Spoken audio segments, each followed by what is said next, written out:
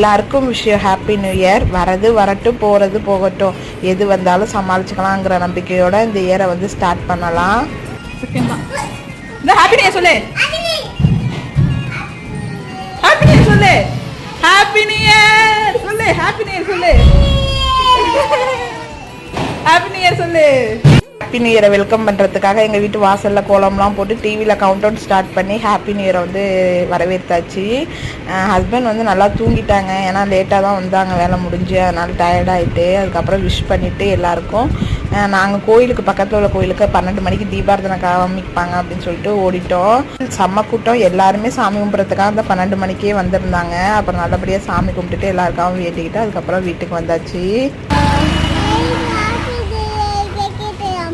Cake வெட்டலாம்.